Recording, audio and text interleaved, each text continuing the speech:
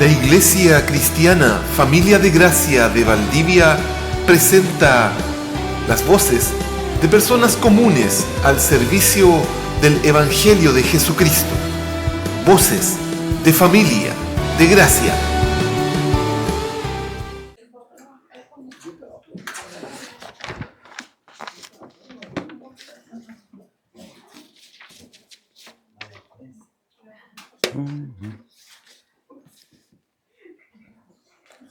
¿Qué tal, hermanos? ¿Cómo están? Un gusto verles nuevamente. Quisiera, como solo para fines didácticos, si es que está bien usada esa palabra, ponerle título a esta exhortación del día de hoy.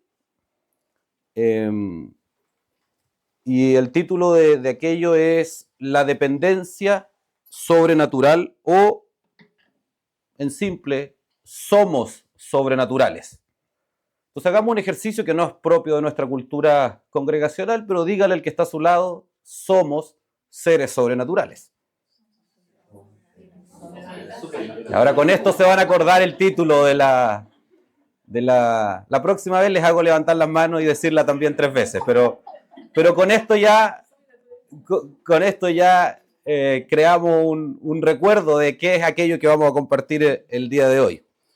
Hermanos, y parece una expresión quizás cinematográfica esto de decir somos seres sobrenaturales, porque en general asociamos en nuestra cultura la sobrenaturalidad a un concepto muy ajeno, muy extraordinario, muy distante. O sea, seres sobrenaturales son, no sé, lo que no vemos. Seres sobrenaturales son aquellos que tienen capacidades extraordinarias, que traspasan las leyes de la física, que en fin, no son normales. O sea, lo sobrenatural es por definición contrario o más allá de lo normal. Ahora, eso es lo que el mundo enseña, eso es lo que la cultura secular enseña, eso es lo que el cine, lo que la corriente de este mundo enseña. Cuando nosotros vamos a la Escritura, nosotros encontramos con total presencia y con permanente presencia que el cristiano y que el ser humano es un ser sobrenatural. Y ahí es donde parte el problema de fondo, el fundamento de la distorsión que existe en el pensamiento, no solo de los cristianos, sino en el pensamiento moderno en general, que usted y yo traemos desde las tinieblas y con los cuales seguimos viviendo distorsionadamente en la actualidad. Que creemos que existe solo lo que vemos. No tengo el tiempo acá de profundizar el día de hoy, pero esto es consecuencia de la caída. Lo vemos en el huerto, vemos esta distorsión desde el principio. Hermano, la identidad, o sea, mirarnos a nosotros mismos, tal como somos, correctamente, nos permite poder identificar nuestras propias falencias. La Ceci decía en su oración y le pedía al Señor algo que, por cierto, es muy sensato, muy sabio. Señor, corrige nuestras debilidades. Bueno, ¿cómo Dios va a corregir mis debilidades? ¿Cómo yo mismo voy a propiciar e iniciar un camino de corrección de mis debilidades si no las conozco? ¿Cómo puedo saber qué está mal si no me veo correctamente? La semana pasada yo les exhortaba respecto a la arrogancia como una tremenda, yo diría, la Escritura lo dice además, como el fundamento de las distorsiones, el fundamento de la ceguera, el fundamento de la incapacidad que tenemos los cristianos, el ser humano, pero en el caso de los cristianos es catastrófico, porque el cristiano tiene la posibilidad, tiene una alternativa a la arrogancia, que es la total dependencia de Jesucristo. El que está en el mundo no, pero por eso digo, la arrogancia en el corazón del cristiano genera una distorsión completa porque altera su propia identidad. Por eso la Escritura nos enseña que no creamos, no nos veamos, no nos juzguemos más de lo que somos, que nos veamos a nosotros mismos tal como somos, conforme a la medida de fe que nos ha sido dada. Les compartía, les exhortaba la semana pasada.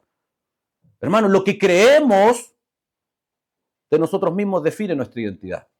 Y si somos francos, no nos creemos sobrenaturales. No, porque Superman es sobrenatural. No sé, Yo no veo mucho estas series, pero Thor es sobrenatural. Ayúdenme los que siguen más y muestren al tiro sus gustos. No me acuerdo, otros seres, otros personajes de ficción hoy día. Hulk, ¿me entienden lo que quiero decir? Esos son seres sobrenaturales porque hacen, miren, hacen cosas que traspasan la normalidad. Bueno, esa es una distorsión del pensamiento.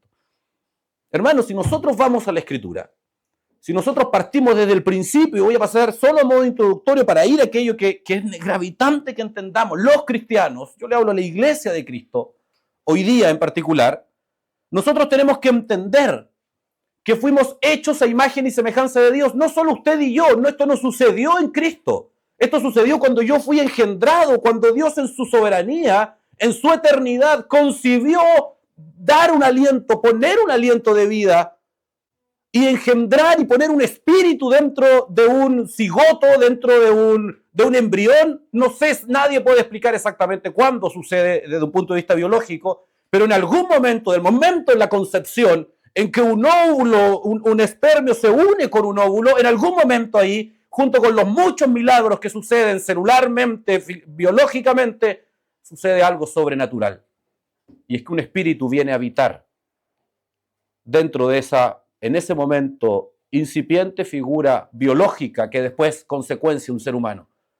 O sea, con lo que estoy diciendo, de plano ya inmediatamente manifestamos la posición cristiana respecto al aborto. Ahí hay un espíritu.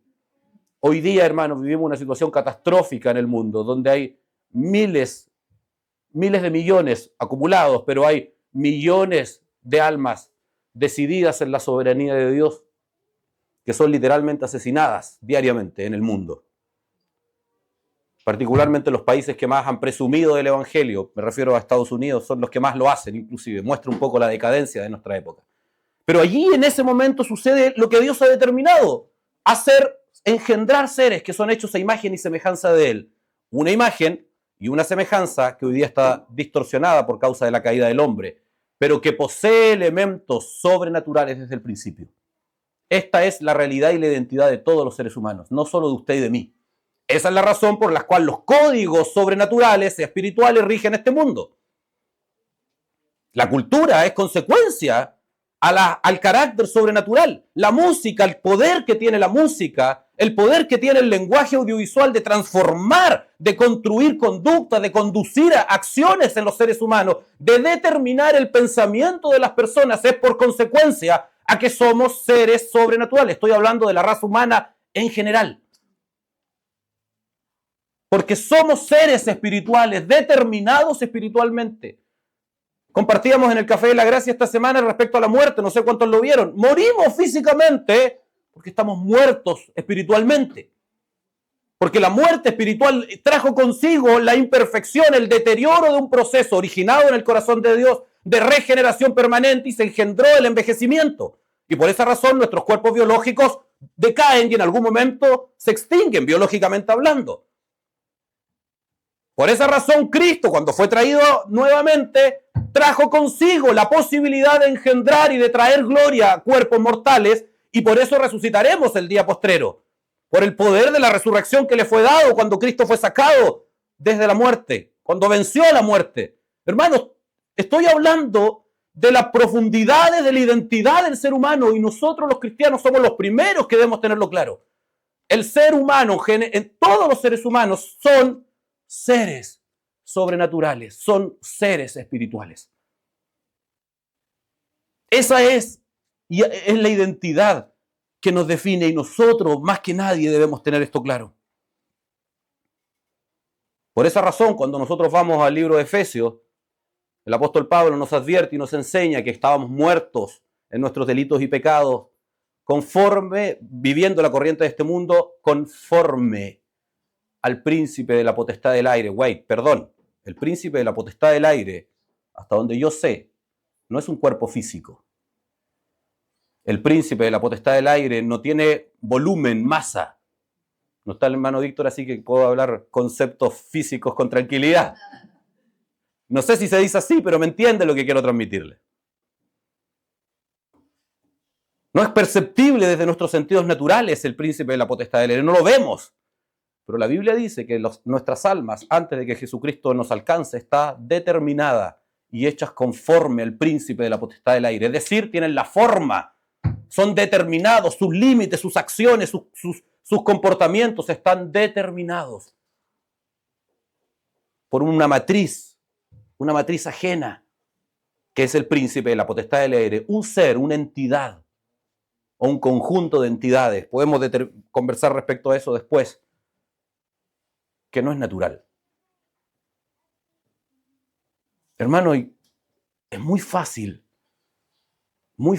olvidarnos de nuestra identidad, olvidarnos de lo que somos. Los seres humanos no se detienen a pensar en esto.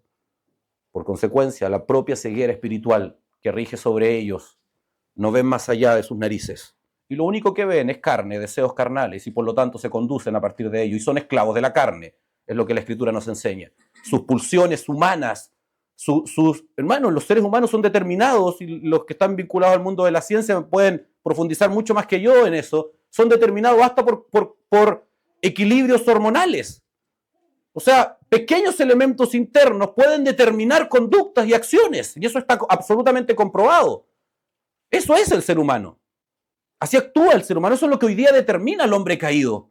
Pero eso no puede ser. No podemos los cristianos que hemos traspasado la barrera de la esclavitud a la carne, que hemos sido traspasados de la barrera de la esclavitud a la carne, que hemos vencido la opresión del príncipe de la potestad del aire en Cristo, no nosotros, lo hizo Él en nuestro lugar. Nosotros no podemos vivir como si siguiéramos esclavos de la carne. No podemos vivir olvidándonos de nuestra identidad sobrenatural. ¿Por qué razón? Porque quien nos conduce a nosotros, quien determina nuestras acciones, es un ser espiritual. Si yo sigo creyendo que soy un ser puramente natural, que solo soy la conjunción de átomos, de fuerzas, de energías, como cree hoy día la gran mayoría de las personas, o mucha de la cultura actual, producto del secularismo, pregona esto. El ser humano es simplemente una circunstancia o la consecuencia de un conjunto de factores físicos, celulares, de átomos, de electrones, en fin, y por lo tanto no es un ser moral. Por lo tanto no hay nada bueno, no hay nada malo, todo depende de las circunstancias. Ese es el pensamiento. Nadie hace esta reflexión de la forma en que yo la estoy estructurando, pero en el fondo así actúan. Cuando se olvidan de Dios, cuando desacreditan la existencia de Dios, lo que hacen en el fondo es decir no hay bueno, no hay malo. Todo depende de las circunstancias. Eso tiene un nombre en términos de paradigma, se llama existencialismo. Y es como piensa, es el Dios de esta generación. A ese Dios nosotros nos enfrentamos. Pero ¿saben lo terrible, hermano? Y lo que yo quiero despertarles el día de hoy es que ese es también el Dios de muchos de los cristianos modernos en la actualidad. Nos olvidamos de nuestra identidad. Nos olvidamos de lo que somos. Somos partícipes de la ceguera del mundo. El mundo no está consciente de que es sobrenatural, aunque lo es. Ahora, hermano, eso es absolutamente, esa ceguera es muy conveniente para Satanás, porque así lo gobierna. Y las personas creen que son libres cuando no lo son. Porque no ven que el verdadero control se da en un ámbito en el cual ellos no reconocen existe, que es el sobrenatural. Pero nosotros los cristianos pregonamos que vivimos conforme al Espíritu, pregonamos, cantábamos que, Señor, una de las anteriores, que seamos determinados por Él, no me acuerdo la frase, podemos volver atrás, mira, la cantábamos recién, ¿tienes cómo volver atrás? No, la anterior, que decía, vuelvo atrás, creo que es la primera, no, a ver, a la siguiente. Quiero vivir mis días para ti. ¿Qué significa vivir los días para Cristo? Significa que Él determina, que Él es el propósito de mis acciones, de todos mis días, de toda mi vida. ¿Qué significan los hechos eso? Significa una total rendición a un ser que no vemos, que es sobrenatural, en el cual decretamos o declaramos vivir, estar, y que somos determinados por Él, porque según la Escritura, según el fundamento del Evangelio de Jesucristo, nosotros ya no vivimos para nosotros, sino vivimos para Él. ¿Qué es eso, sino acaso una identidad sobrenatural? Ahora, eso creemos, eso decimos creer, o eso cantamos, eso declaramos. La pregunta es si eso lo vivimos. La pregunta es si eso es verdaderamente una realidad en nosotros. Si nosotros vamos a la Escritura, en el Evangelio de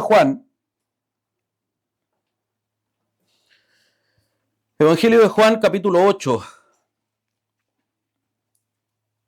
voy a leer del versículo 31 al versículo 36. Búsquelo si quiere, pero yo le pido que ponga atención. Este es un diálogo muy profundo entre Jesucristo y un grupo de fariseos. Y hay muchas cosas, mucha, como decimos nosotros informalmente, digamos, aquí hay mucho enjundio, mucha contundencia, porque es el propio Señor Jesucristo hablando, la fuente de toda la sabiduría, el creador del universo. Es impensado creer que Jesucristo estaba hablando esto y no estaba pensando en usted y en mí, no estaba pensando en este momento, por ejemplo. O sea, él estaba declarando estas palabras y él tenía pleno conocimiento en su magnitud sobrenatural, en su omnisciencia, que, no sé, 2000 años después, un grupo de cristianos íbamos a estar hoy día, en este momento en particular, proclamando y haciendo una lectura respecto a esto. Esto, hermano, en términos teológicos se llama la transversalidad del Evangelio, es decir, que cuando las palabras se están declarando en un momento de la historia, no solo están declarándose para ese momento de la historia, sino para todo el momento, para toda la historia, desde una mirada transversal. ¿Por qué? Porque así como usted y yo somos sobrenaturales, estas palabras también lo son. ¿De acuerdo? Leo desde el versículo 31 en adelante. Entonces Jesús decía a los judíos que habían creído en él: si vosotros permanecéis en mi palabra, verdaderamente sois mis discípulos, y conoceréis la verdad, y la verdad os hará libres. Ellos le contestaron: somos descendientes de Abraham y nunca hemos sido esclavos de nadie. ¿Cómo dices tú, seréis libres? Jesús les respondió: en verdad os digo, que todo el que comete pecado es esclavo del pecado.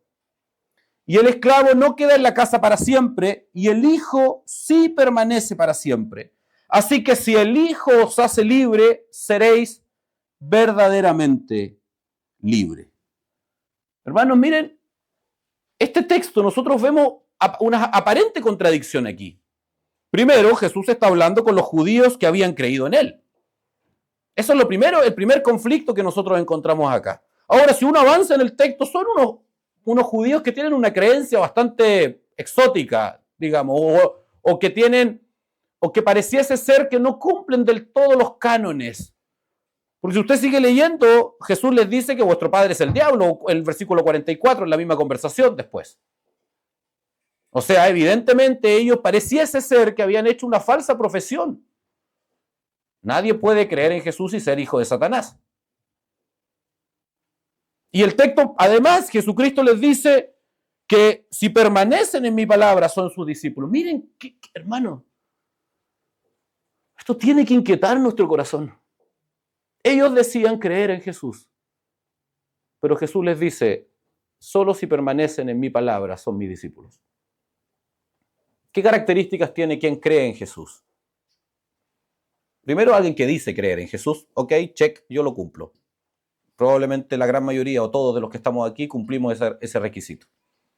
¿Qué más? Manifestamos explícitamente por medio de acciones de devoción. Participamos en un contexto religioso, nosotros lo cumplimos. Somos sensibles frente a aquellas cosas o algunas cosas que rodean la persona de Jesús. Sí, eventualmente en determinados momentos defenderemos nuestra fe en determinados contextos. Eso es propio de creer en Jesús. Pero Jesús nos queda mirando y dice, probablemente, en este contexto son seguidores de Jesús. O sea, pagan el precio de ir atrás de este hombre que caminaba, que representaba o que recibía el amor de algunos, pero el odio, el reproche de otros también, y pagaban ese precio. Ok, lo cumplimos. Bien, creemos en Jesús. Somos de los que creen en Jesús. Ahora la pregunta es, vamos al siguiente escalón. Porque los que creen en Jesús siguen siendo hijos de Satanás. El siguiente escalón es, ¿permanecemos en su palabra? Hermano, ¿qué tiene que ver la palabra con la sobrenaturalidad? Todo. Absolutamente todo. Porque como somos seres sobrenaturales, hermano, la sobrenaturalidad del ser humano está determinada por el pensamiento del hombre. Si la sobrenaturalidad del pensamiento del hombre, no es levitar, eso dejémoslo a Marvel, ¿cómo se llama la otra? DC, creo que es la... No las veo, pero leo Wikipedia. Así se llama la competencia, ¿cierto? ¿Lo dije bien? Sí, gracias.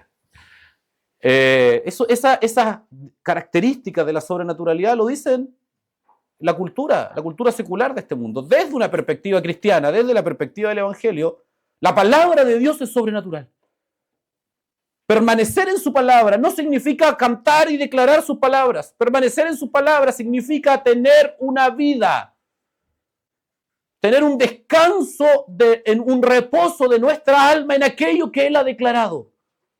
Hermano, partí explicándoles, yo sé muy superficialmente, que el ser humano es sobrenatural. O sea, usted, cuando se mire usted mismo, cuando se tome el pulso usted mismo, usted tiene que entender que está teniendo una experiencia en sus sentidos naturales, pero que atrás de todo ello hay una identidad que es sobrenatural, que no está determinado de si usted la ve, que no está determinado si usted la acepta. El ser humano es un ser sobrenatural, en luz o en tiniebla, es un ser sobrenatural. Por eso existe un lugar, un estado espiritual más bien, que es un estado de juicio, de condenación, al cual le llamamos infierno. Como bien decía Álvaro en la introducción, le llamamos infierno. En la Escritura habla utiliza muchos nombres al respecto y hay muchas características al respecto, pero que es un estado espiritual al cual van las almas humanas, que no es natural. Ahora, si usted me va a decir que solo va a aceptar como real aquello que ve, entonces usted no puede ser cristiano. Porque el cristianismo se sustenta en vivir en y para aquello que no se ve. Porque la fe, que es la convicción de la verdad de Dios en nuestro corazón, no opera por medio de los sentidos visuales. La gran mayoría de nosotros iremos a la tumba confiando nuestra alma y el reposo eterno de nuestra alma en alguien que nunca vamos a ver. No podemos renunciar a nuestra identidad. Y si nosotros seguimos leyendo el texto, Jesucristo establece como condición excluyente. ¿Qué quiere decir? ¿Qué quiero decir con esto? Que aquel que no permanece en su palabra no es discípulo. No, pero hermano, yo creo, yo canto, yo voy a la iglesia, no sirve de nada. Hermano, la iglesia es un lugar, una institución, un cuerpo, una familia humana creada por Dios, que viene del profundo corazón de Dios para apoyar a seres débiles y debilitados por causa del pecado y de la debilidad de la carne humana, de la naturaleza humana, quiero decir, para que no se confunda, en el cual nos unimos, trabajamos en conjunto, nos apoyamos en un espacio de permanente intimidad, como una familia, y de tal forma de preparar nuestro espíritu, de preparar nuestro ser, de preparar nuestra alma para un estado eterno de relación con Cristo, para toda la eternidad. Eso es la iglesia. Eso es el cuerpo invisible de Cristo, al cual le llamamos iglesia. Un espacio de acompañamiento, de intimidad, de formación, de crecimiento, de corrección, de reproche espiritual, de soporte, de consuelo, de sustento. Es una entidad invisible y sobrenatural, que tiene una realidad natural, que es un lugar donde nos congregamos. Pero no todos los que están en lo natural pertenecen al mundo invisible y sobrenatural. ¿Qué quiero decir? En simple, ¿qué es lo que estoy tratando de decirle? Que vengamos a la iglesia no significa absolutamente nada en lo que realmente importa, que es lo sobrenatural. Eso es lo que Jesucristo dice. El reino sobrenatural de Cristo exclusivamente está determinado por quienes son discípulos de Cristo. Y el propio Señor Jesucristo dijo, si permanecen en mi palabra. No, yo me sé la palabra, no estoy hablando de eso. Yo recito la Escritura, no estoy hablando de eso. Permanecer significa reposar nuestra alma en su verdad. Significa descansar completamente, ser determinados por su palabra.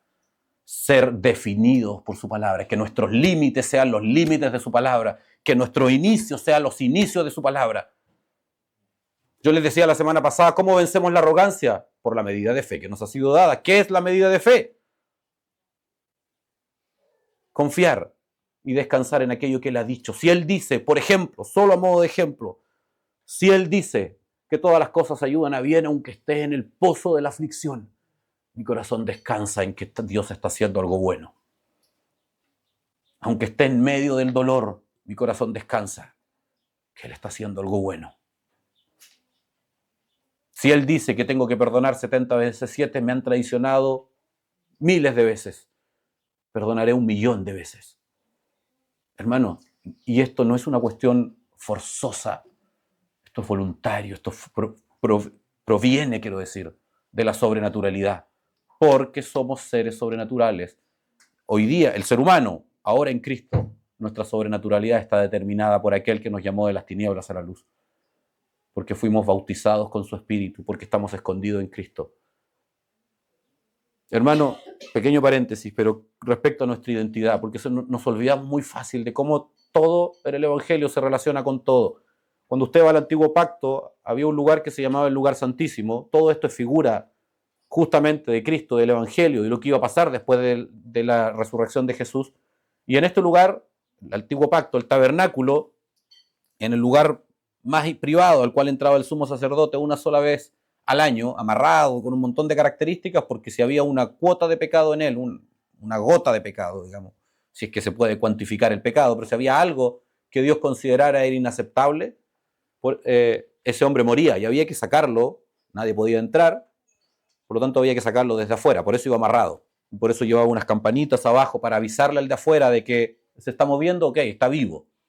Se escuchaba el sonido. Entre medio, entre el santo y el santísimo, en estos lugares había lo que se llamaba el velo, que era una estructura de cuero reforzado, firme, que manifestaba la separación entre Dios y los hombres. ¿Qué quiero decirles con esto? En el lugar santísimo, una vez al año se hacía un sacrificio y se rociaba sangre sobre un lugar que se llamaba propiciatorio, que representaba la iglesia. Cuando se rociaba la sangre sobre el propiciatorio, bajo el propiciatorio estaba esta figura de la iglesia, aparecía algo que se llamaba Shekinah, en hebreo, que es la presencia localizada en una llama azul, según describen los textos, que aparecía, que era literalmente Dios mismo, la gloria localizada de Dios, y que aparecía frente al sumo sacerdote. Por eso ese lugar también se llamaba cara a cara, porque el sumo sacerdote estaba frente a frente, cara a cara con el Creador.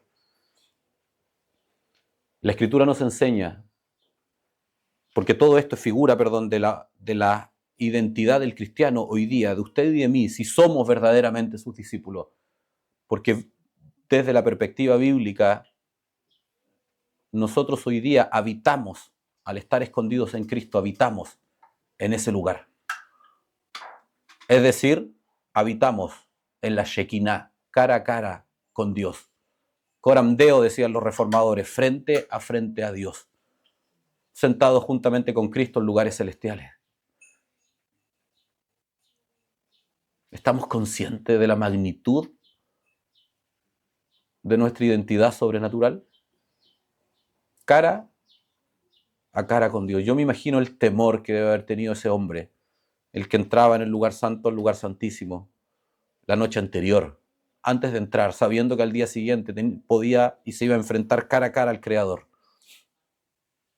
Yo me imagino el pavor que tenía su familia, sus hijos, esa mañana cuando se levantaba y decía, hijo, voy al lugar.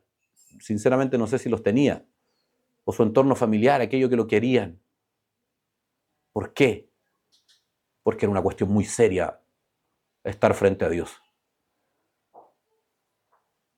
Si eso generaba la sangre de un cordero apartado, un cordero, un animal, un ser biológico, cuánto temor, cuánto respeto debe infundirnos la sangre del Creador, del propio Señor Jesucristo, que es la que determina, es la que nos brinda el acceso a nosotros a ese lugar. Ser discípulo exige permanecer en su palabra y sólo así conoceremos la verdad. Y sólo así esta verdad nos hará libres.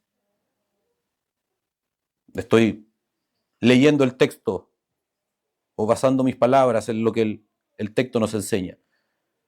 Si permanecéis en mis palabras, verdaderamente sois mis discípulos. Miren la redacción del texto, hermano. El texto no dice, si permanecierais en mis palabras, verdaderamente seréis mis discípulos. El texto dice, si permanecen en mis palabras, son mis discípulos. ¿Notan la diferencia entre una y otra? Está describiendo, está explicando la característica de los discípulos. No es que yo pueda entrar a ser discípulo permaneciendo en su palabra. Es que del momento en que soy discípulo permanezco en su palabra. Y ese es el problema cuando esto no está presente. Porque en el fondo socava, golpea las bases de nuestra identidad. Y por esa razón el apóstol Pablo, inspirado por el Espíritu y sabiamente nos dice, examinaos a vosotros mismos, hermano. Esa frase tiene más sentido que nunca en nuestra época, porque vivimos en una cultura fundamentada explícitamente, ya no implícitamente como hace 100 años, determinadamente, decididamente demoníaca, abiertamente demoníaca, que lo que hace es construir una estructura de pensamiento que se opone al Evangelio. Eso es lo que siempre he buscado, solo que hoy día las circunstancias, la sociedad se lo permite, los medios se lo permiten. Y nosotros lo recibimos con la boca abierta, toda esa basura, diariamente. Verdaderamente creemos que la palabra es de Dios cuando abrimos los textos. Cuando los textos dicen, por ejemplo, que ya no vivamos para nosotros mismos. ¿Verdaderamente escuchamos a Dios en esas palabras? Hermano, yo no... ¿Hasta dónde escudriño mi corazón al menos? No es mi intención que esto sea un reto desde el púlpito. ¿Hasta dónde yo logro escudriñar mi corazón al menos? Mi intención es hacernos las preguntas correctas para clamar al trono de la gracia. Para que sea Dios quien corrija, quien restaure, quien transforme nuestro ser. No podemos ser igual que los cristianos modernos. Es demasiado glorioso en donde el Señor nos ha insertado. Somos demasiado privilegiados por la profundidad de sus verdades. Hermano, mientras adoraba al Señor, yo pensaba en esto, y lo digo partiendo por mí. Yo creo que es una reflexión que debemos hacernos todos. ¿Hace cuánto tiempo no nos derramamos en adoración al Señor? No hablo de congregación también, hablo individualmente. ¿Hace cuánto tiempo no somos estremecidos en nuestro ser de tal forma que lo único que nos queda es botarnos de guata al Señor y recibir una ministración sobrenatural de Él? ¿Hace cuánto tiempo no somos destrozados en nuestro ser, en nuestra arrogancia, en nuestra altivez? Somos infundidos por un temor tan grande, por un temor piadoso, por un temor santo de su presencia. Algunos quizás nunca lo han experimentado. Eso no es normal. Ese es el cristianismo moderno. Un sistema religioso. Tengamos mucho cuidado de que el sistema determine nuestra relación con Dios, porque el sistema religioso solo conduce al infierno. La íntima, piadosa, la cercana relación con Cristo es lo que es garantía de nuestra salvación. O sea, yo hago una pregunta, me la hacía yo mientras adoraba. Por eso me quebranta en lo personal, porque creo que estamos faltos. Como iglesia, pero también individualmente, estoy hablando por mí en esto. Y les exhorto, les abro mi propia reflexión, porque quizás no soy el único. El quebranto, la aflicción, la dependencia, una conciencia verdadera de que cada latido de nuestro ser es producto de la gracia, de la misericordia de Dios. Cantamos del perdón. Cantamos del poder de su sangre, de que nos perdonó. Cantamos de que nuestras faltas son muchas, su gracia es mayor.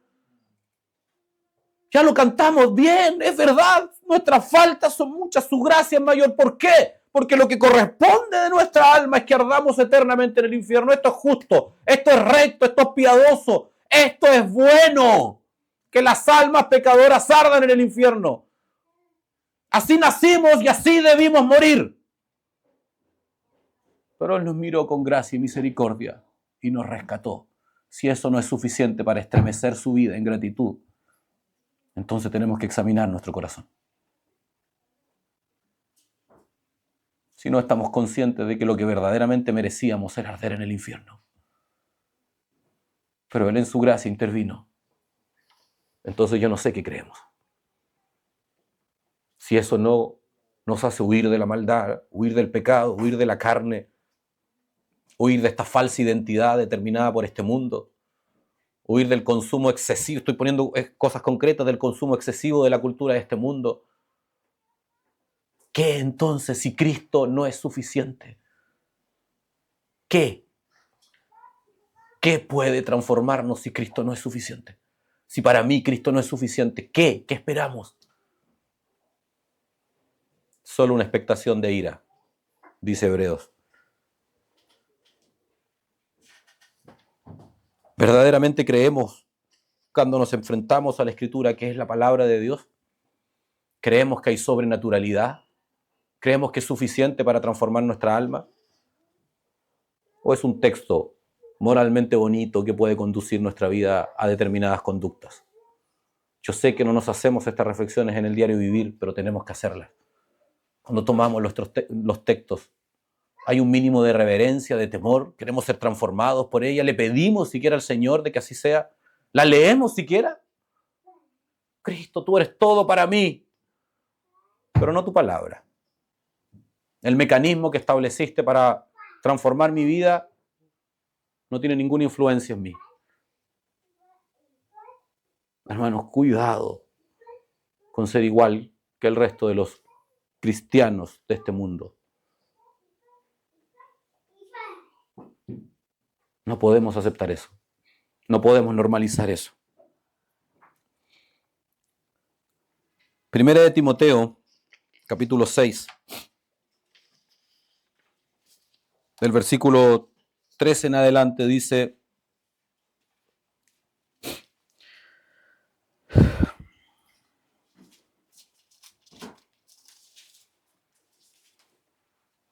Perdón, creo que es del 13, dame un segundo para confirmar.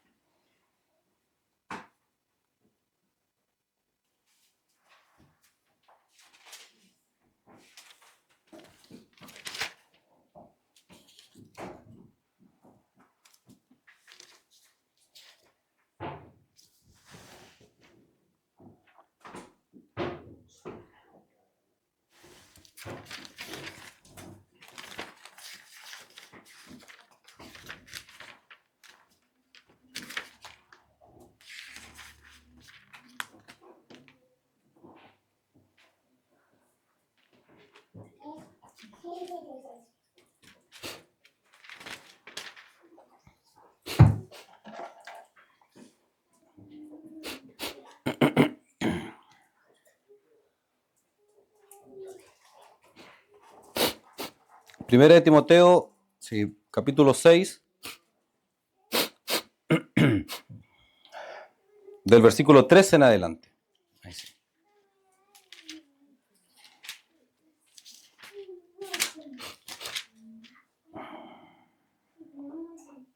Ya.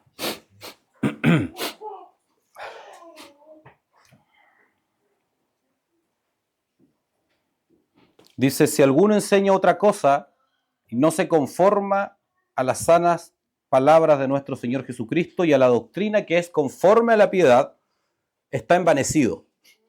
Nada sabe y delira acerca de cuestiones y contiendas de palabras, de las cuales nacen envidias, pleitos, blasfemias, malas sospechas, disputas necias de hombres corruptos de entendimiento y privados de la verdad, que toman la piedad como fuente de ganancia. Apártate de los tales, Pablo escribiéndole a Timoteo. Pero gran ganancia es la piedad acompañada de contentamiento, porque nada hemos traído a este mundo y sin duda nada podremos sacar. Así que teniendo sustento y abrigo, estemos contentos con esto.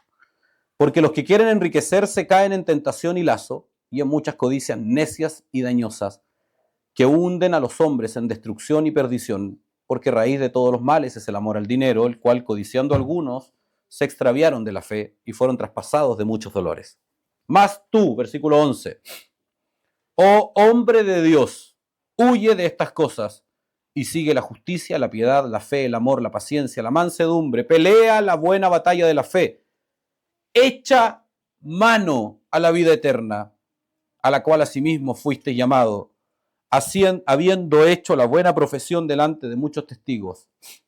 Te mando delante de Dios que da vida a todas las cosas y de Jesucristo, que dio testimonio de la buena profesión delante de Poncio Pilato, que guardes el mandamiento sin mácula, sin reprensión, ni reprensión, hasta la aparición de nuestro Señor Jesucristo, la cual a su tiempo mostrará el bienaventurado y solo soberano, Rey de reyes y Señor de señores, el único que tiene inmortalidad, que habita en luz inaccesible, a quien ninguno de los hombres ha visto ni puede ver, la cual sea la honra y el imperio sempiterno.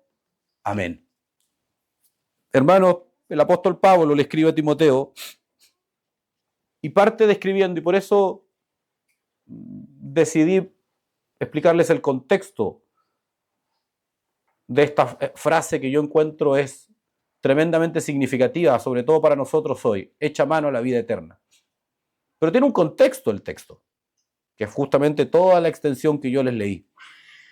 El apóstol Pablo parte primero describiendo una distorsión del pensamiento. Mire que a mí me llama mucho la atención que uno toma esa porción que la dijo Pablo del primer siglo y la pone hoy día y encaja perfectamente. Exactamente, vanas discusiones de que discuten y deliran acerca de contiendas de palabras, discusiones etimológicas. Hermano, podría estar describiendo en muchos aspectos del cristianismo moderno, discutiendo banalidades, discutiendo cuestiones tan ridículas como qué va a pasar al final de los tiempos. Hermano, yo creo que es buena toda conversación, sobre todo con un espíritu piadoso, humilde, muy sana, muy correcta, sobre todo entre hermanos. Pero no puede transformar, no podemos vivir o ser determinados por ese tipo de discusiones.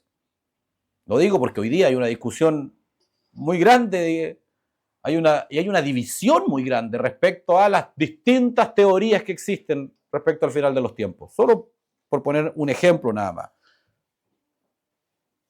El texto dice que a partir de estas discusiones nacen envidias, pleitos, blasfemias, malas sospechas.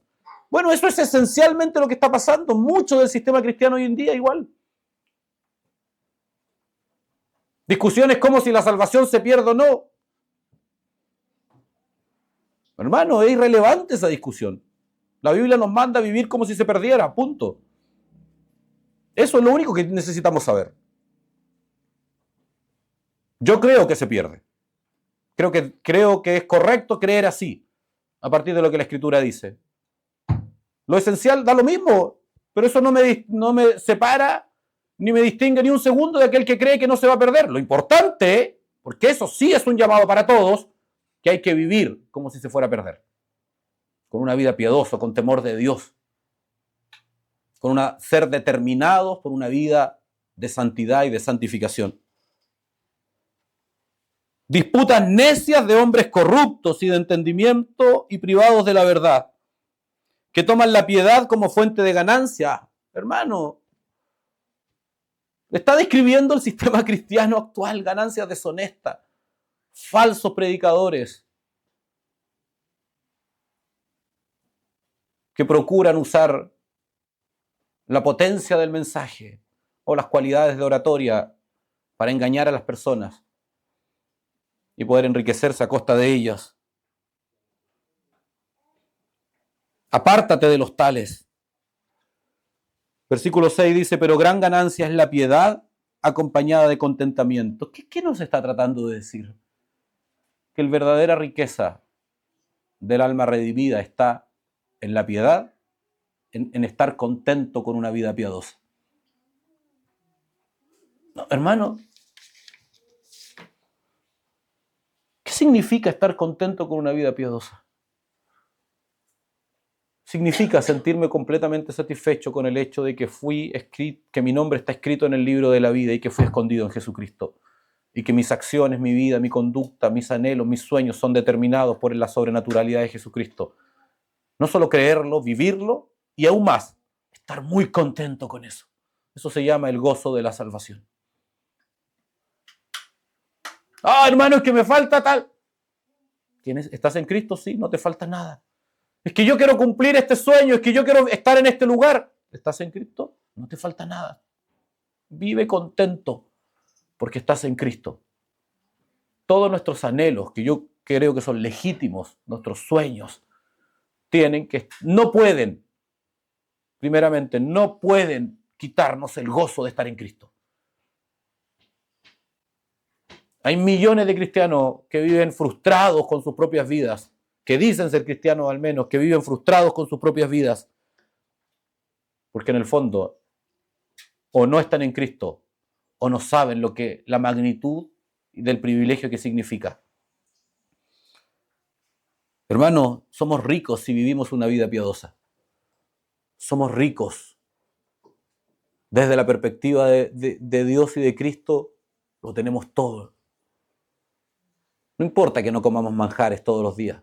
No importa que no podamos ir a ese lugar del mundo que nos hubiese gustado ir. Les aseguro que en el cielo nuevo, en la tierra nueva, va a ser más lindo todavía. Y ahí vamos a poder recorrerlo. Yo estoy seguro que las playas nuevas, cuando vivamos en la eternidad, van a ser más lindas de lo que son hoy día. Y las podremos gozar eternamente.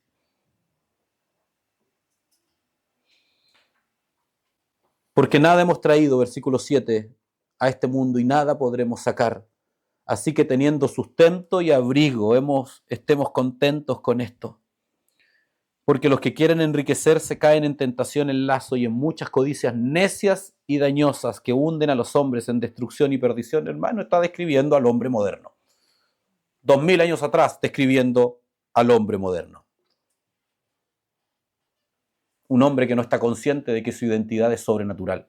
Un hombre que vive en base a los códigos de este mundo. El capitalismo, la ideología capitalista, esencialmente lo que hace es explotar, exacerbar, activar el deseo propio del corazón engañoso. Por eso funciona tan bien en los sistemas humanos. Porque lo que hace es activar algo que es propio del corazón torcido del hombre pecador. Nosotros no somos determinados por eso. No podemos ser determinados por esa realidad, por ese conjunto de estructuras de comportamiento humano. Nosotros no podemos vivir para enriquecernos. El texto, hermano, dice que aquellos que quieren, porque los que quieren enriquecerse caen en tentación y lazo. Hermano, eso es así. Eso es así. Si el deseo de su corazón es la abundancia económica, usted va a caer en tentación y lazo. Muchos de nosotros podríamos decir y ser testimonio de en cuánta tentación y en cuánto lazo hemos caído cuando hemos anhelado eso. ¿Quiere decir que hay que ser pobre? No, el texto no está diciendo eso. El texto está diciendo que yo no puedo querer eso como el fundamento de mi vida. Puede que Dios haya determinado usar a alguno para darle abundante riqueza como un mayordomo de mayor responsabilidad para servir a otro. Pero la clave es qué es lo que quiere mi corazón. ¿Dónde está el anhelo de mi corazón? Porque la raíz de todas las males es el amor al dinero, el cual codiciando algunos se extraviaron de la fe. Pero aquí viene lo importante, hermanos. Pablo describe una realidad que podría ser la del hombre moderno con total certeza y tranquilidad, escrito hace 2000 años atrás. Mas tú, hombre, huye de estas cosas. ¿Cómo huyo de estas cosas si está el mundo en el cual estoy? ¿Cómo los cristianos podemos huir de estas cosas? Si en realidad el mundo es así. Yo creo que la respuesta se infiere fácilmente, huyendo del mundo. Pero hermano, vivo en el mundo. Sí, es verdad, vivimos en el mundo, trabajamos en el mundo, nos relacionamos con el mundo. Tenemos amigos que están en el mundo, familia, gente que amamos profundamente que está en el mundo. Pero yo permanezco en su palabra. Soy determinado por eso. ¿Por qué? Porque soy sobrenatural. Porque soy un ser sobrenatural que está sentado en Cristo, en lugares celestiales. Porque estoy consciente de mi propia identidad. Sigue la justicia, la piedad, la fe, el amor, la paciencia y la mansedumbre. Pelea la buena batalla de la fe. Nadie dijo que esto iba a ser fácil, hermano. Nadie dijo que no íbamos a tener fricciones. Nadie dijo que no íbamos a tener que batallar. Cuidado con confundir la gracia con flojera. Cuidado con confundir la gracia con inacción. Cuidado con confundir la gracia con sentarse en el sillón y esperar que todas las cosas ocurran. No, es una batalla, es una pelea diaria, constante. Constante en contra de las tentaciones de este mundo, en contra de las tentaciones de Satanás, en contra de los deseos pecaminosos de la carne, en contra de las influencias y los dardos de Satanás. Diariamente se pelea esta batalla. Cada día, hasta el último día de nuestra vida, se batalla contra aquello que se opone al conocimiento y a la plenitud de Cristo en nuestra vida. Es un ejercicio consciente de batalla. Muchas veces tenemos esta idea de que como es gracia, porque efectivamente recibimos este don por gracia, significa inacción. Significa recibir sin hacer nada. Eso no es así. De hecho, la gracia en la Escritura tiene dos expresiones. Una, el favor de Dios. Dos, un poder capacitante que nos hace hacer muchas cosas. Entonces la pregunta es, ok, si yo no hago nada, ¿qué está pasando? ¿Estoy experimentando la gracia de Dios verdaderamente? No, es que me quedé solo con el favor. Hermano, así como usted toma una moneda, no tengo una moneda aquí, no tengo moneda. Pero si usted toma una moneda, usted toma las dos caras en ella. Usted cuando abraza la gracia, usted toma las dos expresiones de la gracia. Es decir, el favor de Dios y el poder que capacita. Que nos hace hacer, que nos hace materializar aquello que estoy recibiendo. Por lo tanto, ¿qué está pasando si no estoy haciendo? Si no estoy venciendo la carne diariamente. Si no estoy viviendo conforme a una vida piadosa, si no estoy venciendo al mundo que me rodea y el que está y a los pensamientos con los cuales también que tengo producto de que vengo de este mundo. Huye de estas cosas y sigue la justicia, la piedad, la fe, el amor, la paciencia, la mansedumbre. Pelea la buena batalla de la fe. Pelea la buena batalla de la fe. Hermano, no existe una batalla más digna, más honrosa, más moralmente superior para nuestras almas que la batalla de la fe, que vivir en total dependencia a Jesucristo. No existe. No hay nada que perdamos que valga más que la vida piadosa, que una vida santa, que una vida recta, que una vida humilde, que una vida que permanece en su palabra, una vida que depende de Jesucristo, una vida que está completamente rendida a Cristo. No hay nada que podamos perder. Hermano, piensa en lo más terrible que le pueda pasar. Y aún eso, ni siquiera se aproxima. Perder aquello más terrible que pueda perder, ni siquiera eso se aproxima a la magnitud de la gloria que significa estar escondido en Cristo Jesús. Hermanos, nosotros tenemos, producto del pensamiento moderno, una aversión a la muerte, al sufrimiento, a la pérdida de los hijos. Es probablemente para una madre, un padre, lo más terrible que pudiera pasar. Dedique un segundo simplemente a leer lo que experimentaron nuestros hermanos no tanto tiempo atrás, donde madres tuvieron que ver cómo sus hijos eran freídos en ollas de aceite para que negaran la fe. Bebés completos de la edad de mi Gaspar, que los tiraban, los amenazaban, los ponían frente a aceite hirviendo, agua hirviendo, para que negaran la fe. Pero no lo hicieron. Ese es el fundamento del evangelio que nosotros creemos hoy día.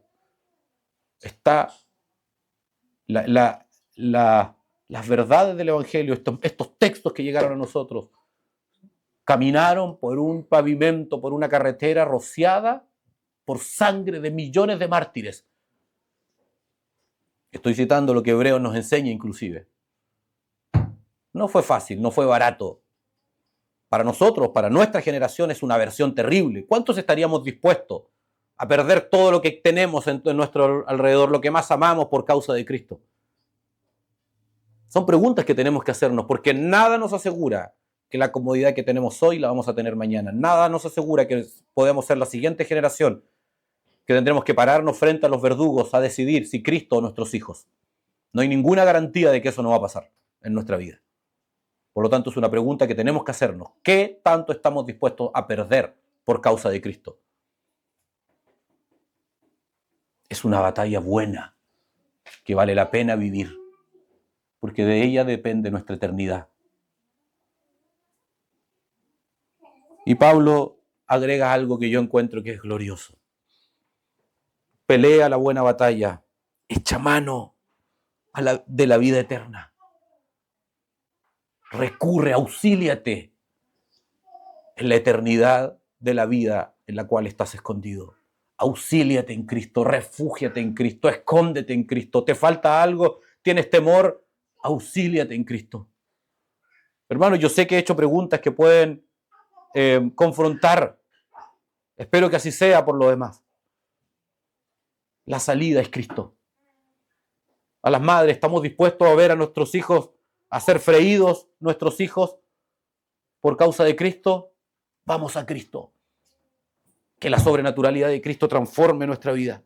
Que sea Cristo el que determine esa respuesta. Que su propia sobrenaturalidad en nosotros determine esa respuesta. Esa es la diferencia entre aquel hombre natural que nace muerto en sus delitos y pecados y nosotros que hemos sido escondidos en Cristo. Que nosotros podemos echar mano a la vida eterna. Ellos no.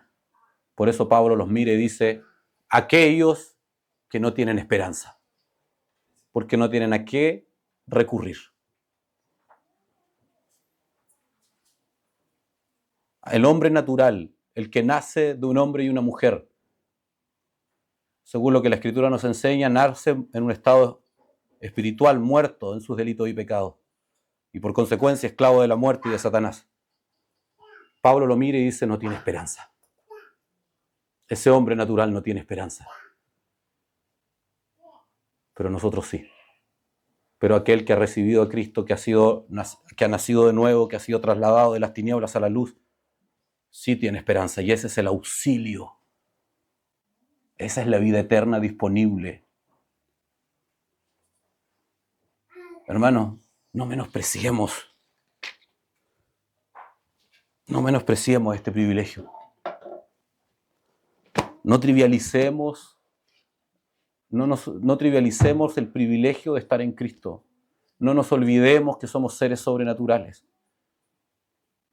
No nos hagamos partícipes del pensamiento secular de este mundo que niega su propia identidad. Todos los seres humanos, como ya dije, somos seres sobrenaturales. Pero nosotros tenemos la vida sobrenatural. Juan 8 dice algo, no me detuve allí, pero creo que vale la pena terminar con ello. Dice que siguiendo sus mandatos, siguiendo sus normas, descansando en su palabra, seremos verdaderamente libres.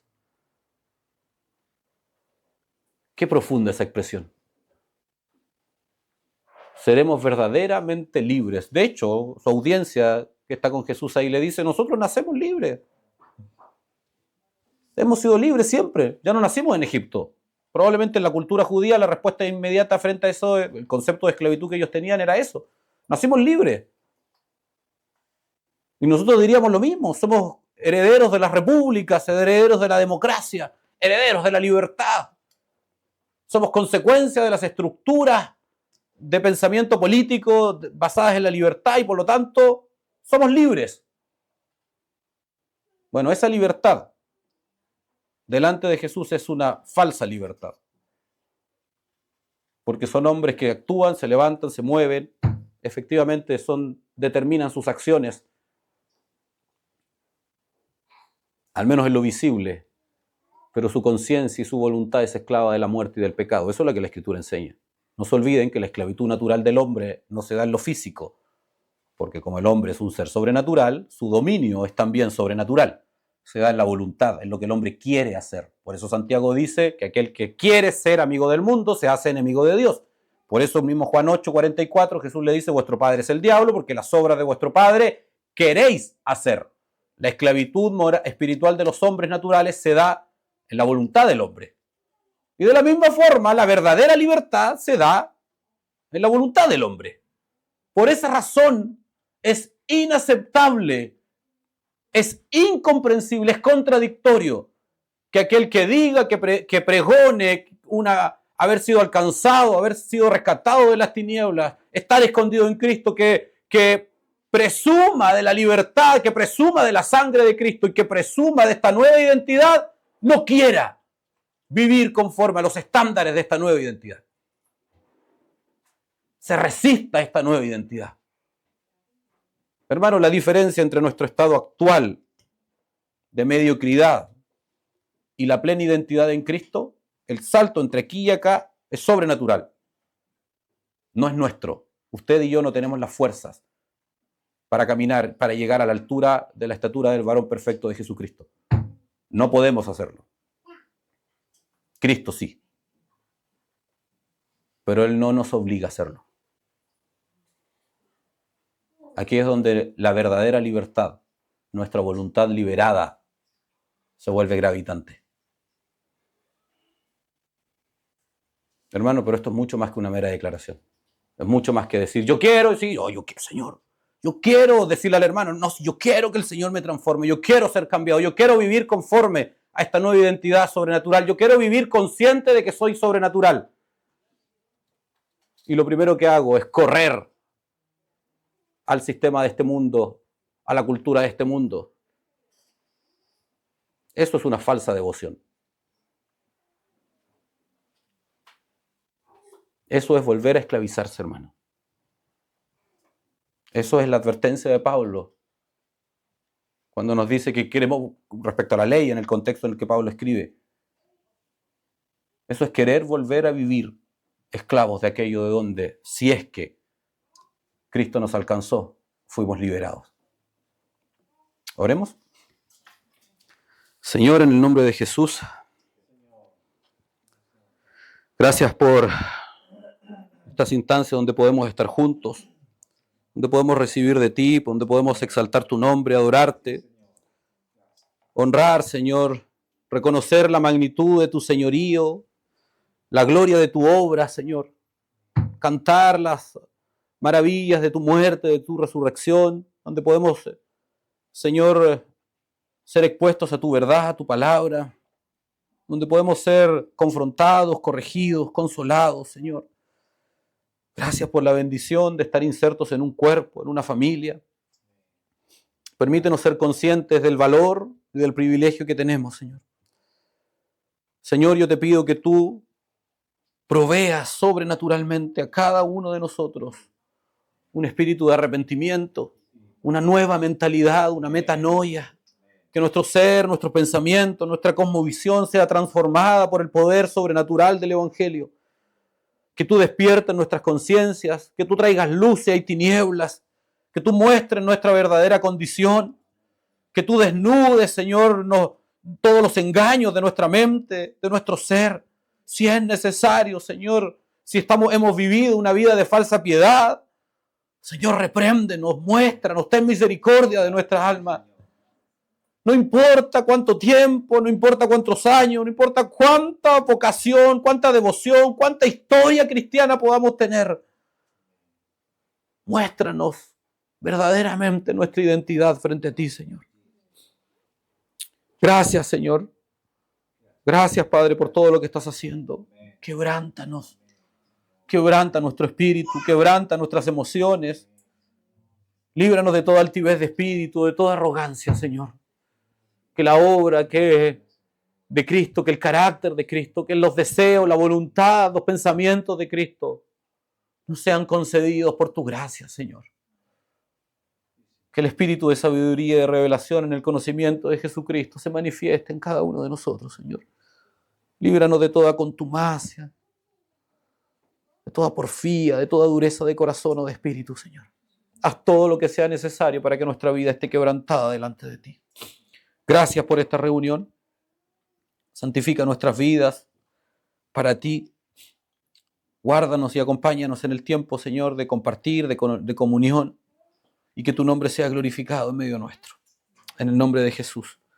Amén. Amén. Hermanos, desde la Iglesia Cristiana Familia de Gracia en Valdivia, Chile, has escuchado Voces de Familia de Gracia.